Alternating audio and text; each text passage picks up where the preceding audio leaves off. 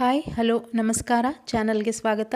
ಇವತ್ತಿನ ವಿಡಿಯೋದಲ್ಲಿ ಲಲಿತಾ ತ್ರಿಪುರ ಸುಂದರಿ ಯಾರು, ಆಕೆಯ ಪ್ರಾದುರ್ಭಾವ ಹೇಗೆ ಆಯಿತು, ಆಕೆಯ ಮಹಿಮೆ ಏನು ಅಂತ ನೋಡೋಣ. ವಿಡಿಯೋ ಕೊನೆ ತನಕ ನೋಡಿದರೆ ವಿಷಯ ಗೊತ್ತಾಗುತ್ತೆ, ಇಲ್ಲಾಂದರೆ ವಿಷಯ ಏನು ಅಂತ ಅರ್ಥ ಆಗೋದಿಲ್ಲ. ದೇವಿ ಯಾರಿಗೆ ಈ ವಿಡಿಯೋ ತಲುಪಬೇಕು ಅಂತ ಅನ್ಕೋತಾಳೋ ಅವ್ರಿಗೆ ಮಾತ್ರ ಸಿಗುತ್ತೆ. ಸ್ಕಿಪ್ ಮಾಡಿ ಹೋದವರಿಗೆ ಇನ್ನೂ ಟೈಮ್ ಬಂದಿಲ್ಲ ಆಕೆ ಬಗ್ಗೆ ತಿಳ್ಕೊಳ್ಳೋಕ್ಕೆ ಅಂತ ಅನ್ಕೋಬೋದು. ಬೆಟರ್ ಲಕ್ ನೆಕ್ಸ್ಟ್ ಟೈಮ್ ಅಂತ ಹೇಳಬೇಕಷ್ಟೆ. ಅಂದರೆ ಆಕೆಯ ಕೃಪೆ ಇಲ್ಲದೆ ವಿಡಿಯೋ ಬಿಡಿ ಆಕೆಯ ಹೆಸರು ಹೇಳೋದಕ್ಕೂ ಆಗಲ್ವಂತೆ. ಸೊ ಇದರಲ್ಲಿ ನಾನು ಹೇಳೋದೇನಿಲ್ಲ, ಆಕೆ ಎಲ್ಲ ಹೇಳಿಸ್ತಾ ಇರೋದು ಅಂತ ಅಂದ್ಕೊಂಡು ಓಂ ಶ್ರೀ ಮಾತ್ರೇ ನಮಃ ಅಂತ ಹೇಳ್ತಾ ಈಗ ಆಕೆಯ ಬಗ್ಗೆ ಹೇಳ್ತಾ ಹೋಗ್ತೀನಿ. ಲಲಿತಾ ತ್ರಿಪುರ ಸುಂದರಿ ಅಂದರೆ ಸಾಕ್ಷಾತ್ ಆದಿಪರಾಶಕ್ತಿ. ಅವಳು ಅತೀ ಸುಂದರಿ. ಆಕೆ ಕರುಣೆಯ ರೂಪ, ಜ್ಞಾನ ಮತ್ತು ಆನಂದದ ರೂಪ. ತ್ರಿಪುರ ಅಂದರೆ ಭೂಲೋಕ, ಭುವರ್ಲೋಕ, ಸುವರ್ಲೋಕ. ಇನ್ನೊಂದು ಅರ್ಥದಲ್ಲಿ ದೇಹ, ಮನಸ್ಸು, ಆತ್ಮ, ಮೂರು ಲೋಕ, ಮೂರು ಸ್ಥಿತಿ ಇವನ್ನೆಲ್ಲ ಆಳುವವಳು ಲಲಿತಾ. ಲಲಿತೆ ಬಗ್ಗೆ ಬ್ರಹ್ಮಾಂಡ ಪುರಾಣದಲ್ಲಿ ಲಲಿತೋಪಾಖ್ಯಾನ ಎಂಬ ವಿಭಾಗದಲ್ಲಿ ಈ ಸಂಪೂರ್ಣ ಕತೆ ಬರುತ್ತೆ. ಲಲಿತೋಪಾಖ್ಯಾನ ಅಂದರೆ ಲಲಿತಾದೇವಿಯ ಲೀಲೆ, ಶ್ರೀ ವಿದ್ಯಾ ಉಪಾಸನೆಯ ಮೂಲ ಗ್ರಂಥ ಭಾಗ. ಬ್ರಹ್ಮಾಂಡ ಪುರಾಣದ ಉತ್ತರ ಭಾಗದಲ್ಲಿ ಬರುತ್ತೆ. ಶಿವ ತಪಸ್ಸಿಗೆ ಕೂತು ಘೋರ ತಪಸ್ಸಿನಲ್ಲಿ ಮುಳುಗಿದ್ದಾಗ ಇಂದ್ರಾದಿ ದೇವತೆಗಳು, ಬ್ರಹ್ಮ, ವಿಷ್ಣು ಎಲ್ಲರೂ ಚಿಂತೆಗೊಳಗಾಗ್ತಾರೆ. ಈ ರೀತಿ ತಪಸ್ಸು ಮುಂದುವರೆದರೆ ಸೃಷ್ಟಿಯ ಕಾರ್ಯ ಅಂದರೆ ಎಲ್ಲವೂ ಸ್ಥಗಿತವಾಗುವುದು. ಅದಕ್ಕಾಗಿ ಕಾಮದೇವನನ್ನು ಶಿವನ ತಪಸ್ಸಿಂದ ಹೊರಗೆ ತರುವ ಸಲುವಾಗಿ ಕಳಿಸ್ತಾರೆ. ಆತ ಶಿವನಿಗೆ ಬಾಣ ಪ್ರಯೋಗಿಸಿದಾಗ ಶಿವ ಕಣ್ತೆರೆದು ನೋಡ್ತಾನೆ. ತನ್ನ ತೃತೀಯ ನೇತ್ರದಿಂದ ಸುಡುವ ಬೆಂಕಿಯಿಂದ ಕಾಮದೇವನನ್ನು ಭಸ್ಮ ಮಾಡಿಬಿಡುತ್ತೆ. ಇದೆಲ್ಲ ಸಿಂಬಾಲಿಕ್ ಮೀನಿಂಗ್ ಇದೆ ಇದಕ್ಕೆಲ್ಲ, ಅದನ್ನೆಲ್ಲ ಮುಂದೆ ಮಾತಾಡೋಣ. ಈಗ ಬರೀ ಕಥೆಯ ರೂಪದಲ್ಲಿ ಅಷ್ಟೇ ಕೇಳಿ. ಕಾಮದೇವನ ಸುಟ್ಟ ಭಸ್ಮದಿಂದ ಶಿವಗಣ ಆ ಭಸ್ಮದಿಂದ ಒಂದು ಮೂರ್ತಿಯನ್ನು ರಚಿಸ್ತಾರೆ. ಅದನ್ನು ಶಿವನು ನೋಡಿದಾಗ ಆ ಮೂರ್ತಿಗೆ ಜೀವ ಬಂತಂತೆ. ಈತ ಮುಂದೆ ಶಿವನನ್ನು ಕುರಿತು ತಪಸ್ಸು ಮಾಡಿದ. ಶಿವನು ಸಂತೋಷದಿಂದ ಪ್ರತ್ಯಕ್ಷನಾಗಿ ಏನು ವರ ಬೇಕು ಅಂತ ಕೇಳಿದಾಗ, ನನಗೆ ಪುರುಷರಿಂದ ನನಗೆ ಸಾವು ಬರಬಾರ್ದು, ಯಾವ ದೇವತೆಗಳಿಂದ, ಮಾನವರಿಂದ, ಗಂಧರ್ವರಿಂದ, ಯಕ್ಷರಿಂದ, ರಾಕ್ಷಸರಿಂದ ನನಗೆ ಸಾವು ಬರಬಾರ್ದು, ಹಾಗೆ ಯಾವ ಆಯುಧದಿಂದಲೂ ಸಾವು ಬರಬಾರ್ದು ಅಂತ ವರ ಕೇಳ್ತಾನೆ. ಈತನೇ ಭಂಡಾಸುರ. ಶಿವ ತಥಾಸ್ತು ಹಾಗೇ ಆಗಲಿ ಅಂತ ವರ ಕೊಡ್ತಾನೆ. ಆದರೆ ಇಲ್ಲಿ ಭಂಡಾಸುರ ಸ್ತ್ರೀ ಶಕ್ತಿಯನ್ನು ಲೆಕ್ಕಕ್ಕೆ ತೆಗೆದುಕೊಂಡಿಲ್ಲ. ಸ್ತ್ರೀ ಏನು ಮಹಾ ಎನ್ನುವ ಮನೋಭಾವ ಅವನಿಗೆ. ಹಾಗೆ ನಾನು 3 ಲೋಕಗಳಿಗೆ ರಾಜನಾಗಬೇಕು, ದೇವತೆಗಳು ನನ್ನ ಕಾಲಡಿಯಲ್ಲಿ ಇರಬೇಕು ಅಂತ ವರ ಕೇಳಿದ್ದ. ಇದೆಲ್ಲ ವರ ಸಿಕ್ಕಿದಾಗ ಆತ ಶೋಣಿತಾಪುರದ ರಾಜನಾದ. ದೇವತೆಗಳ ಮೇಲೆ ದಬ್ಬಾಳಿಕೆ, ಬ್ರಾಹ್ಮಣರನ್ನು, ಸ್ತ್ರೀಯರನ್ನು ಹಿಂಸಿಸಲು ಪ್ರಾರಂಭಿಸಿದ. ಯಾಗ, ಹೋಮ, ಹವನ, ಪೂಜೆ ಎಲ್ಲವನ್ನು ನಿಷೇಧಿಸಿದ. ಭಂಡಾಸುರನ ಅಹಂಕಾರ ದಿನೇ ದಿನೇ ಹೆಚ್ಚುತ್ತಾ ಇತ್ತು. ಅವನ ಯೋಚನೆ, ಪುರುಷರು ನನ್ನನ್ನು ಕೊಲ್ಲಲ್ಲ, ಅಸ್ತ್ರಗಳಿಂದ ಸಾವು ಬರಲ್ಲ, ಬ್ರಹ್ಮ, ವಿಷ್ಣು, ಮಹೇಶ್ವರ ಯಾರಿಂದಲೂ ನನಗೆ ಸಾವಿಲ್ಲ, ನನ್ನನ್ನು ಯಾರು ಏನು ಮಾಡೋಕ್ಕೂ ಸಾಧ್ಯವಿಲ್ಲ ಅನ್ನುವ ಮನೋಭಾವ, ಅಹಂಕಾರಕ್ಕೆ ಶುರುವಾಯಿತು. ಅವನಿಗೆ ಅಹಂಕಾರ ಜಾಸ್ತಿ ಆಗ್ತಾ ಹೋಯಿತು. ಈಗ ಒಂದು ಕ್ವಶನ್ ಬರುತ್ತೆ, ಶಿವ ಯಾಕೆ ವರ ಕೊಟ್ಟ ಅಂತ. ಭಂಡಾಸುರ ದಾರಿಯಲ್ಲಿ ಹೋಗುವ ರೌಡಿ ಅಲ್ಲ, ಆತ ಘೋರ ತಪಸ್ಸು ಮಾಡಿದ್ದ. ಅವನ ತಪಸ್ಸಿಗೆ ಮೆಚ್ಚಿ ಶಿವ ವರ ಕೊಟ್ಟಿದ್ದು. ಇಲ್ಲಿ ಪ್ರಕೃತಿಯ ವಿಷಯ ಏನು ಗೊತ್ತಾ, ಇಲ್ಲಿ ಒಲೆ ಮೇಲೆ ಅಂದರೆ ಪಾತ್ರೆಯಲ್ಲಿ ನೀರಿಗೆ ಅಕ್ಕಿ ಹಾಕಿ ಒಲೆ ಉರಿಸಿದಾಗ ಅದರ ಟೈಮಿಗೆ ಅನ್ನ ಆಗುತ್ತೆ.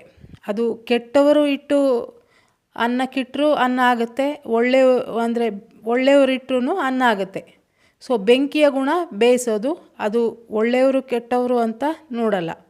ಹಾಗೆ ಇಲ್ಲಿ ತಪಸ್ಸಿಗೆ ಒಲಿದು ವರ ಕೊಟ್ಟದ್ದು ಶಿವ.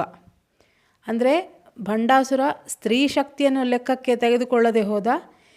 ಈ ಕಡೆ ಭಂಡಾಸುರ ಅವನ ಕಾಟ ತಾಳಲಾಗದೆ ದೇವತೆಗಳೆಲ್ಲ ಒಟ್ಟಾಗಿ ಸೋತ ಸ್ಥಿತಿಯಲ್ಲಿ ಬರ್ತಾರೆ. ಇಂದ್ರಾದಿ ದೇವತೆಗಳು, ಬ್ರಹ್ಮ, ವಿಷ್ಣು ಎಲ್ಲರೂ ಸೇರಿ ಒಂದು ಯಾಗ ಮಾಡೋಕ್ಕೆ ಶುರು ಮಾಡ್ತಾರೆ. ಸಾಮಾನ್ಯ ಯಾಗ ಅಲ್ಲ ಅದು. ಅವರು ಮಾಡಿದ್ದು ಪೂರ್ಣ ಶರಣಾಗತಿಯ ಯಾಗ. ನಮ್ಮ ಶಕ್ತಿ ಸಾಕಾಗಲ್ಲ ತಾಯಿ, ನೀನೇ ಬಂದು ರಕ್ಷಿಸಬೇಕು, ಈ ಎಲ್ಲ ಸಿಚುವೇಶನ್ನ ಸರಿ ಮಾಡಬೇಕು ಎಂಬುದಾಗಿ. ಆ ಯಾಗದಲ್ಲಿ ದೇವತೆಗಳು ತಮ್ಮ ಎಲ್ಲ ಒಂದೊಂದೇ ಅಂಗವನ್ನು ಸಮರ್ಪಿಸಿದ್ರಂತೆ. ಇದರಿಂದ ತಮ್ಮ ಶಕ್ತಿ, ಗರ್ವ, ಈಗೋ, ತಮ್ಮ ದೈವತ್ವದ ಹಕ್ಕು ಎಲ್ಲವನ್ನು ಆ ಯಾಗದಲ್ಲಿ ಸಮರ್ಪಿಸಿದರು. ಆಗ ಆ ಯಾಗದ ಬೆಂಕಿಯಿಂದ 1000 ಸೂರ್ಯರ ಪ್ರಕಾಶದಂತೆ ಹೊಳೆಯುತ್ತಾ ಲಲಿತಾ ತ್ರಿಪುರ ಸುಂದರಿ ಪ್ರತ್ಯಕ್ಷಳಾಗ್ತಾಳೆ. ದೇವತೆಗಳಿಗೆ ಅಭಯವನ್ನು ನೀಡಿ ಅವರ ಅಂಗಗಳೆಲ್ಲ ಪುನರ್ಜೀವ ಪಡೆಯುತ್ತೆ.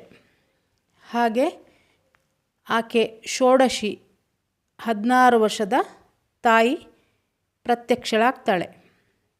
ಮುಖ ಕೆಂಪು ಕೆಂಪು, ಅತೀ ಸುಂದರ. ಆಕೆಯಷ್ಟು ಸುಂದರಿ ಯಾರೂ ಇಲ್ಲ. ಶಾಂತ ತೇಜಸ್ವಿ ರೂಪ, ಮುತ್ತು ರತ್ನಗಳಿಂದ ಹೊಳೆಯುವ ಕಿರೀಟ, ಚಂದ್ರಬಿಂಬ.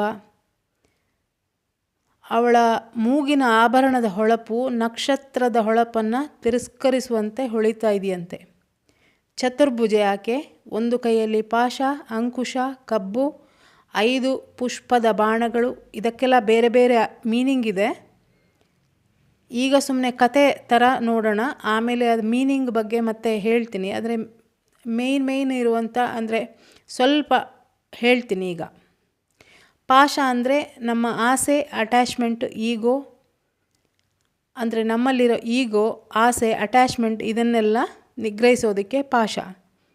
ಅಂಕುಶ ಅಂದರೆ ಕಂಟ್ರೋಲ್ ಮಾಡ್ತಾರಲ್ಲ, ಈ ಆನೆಯನ್ನು ಕಂಟ್ರೋಲ್ ಮಾಡಲಿಕ್ಕೆ ಒಂದು ಅಂಕುಶ ಅಂತ ಬಳಸ್ತಾರೆ.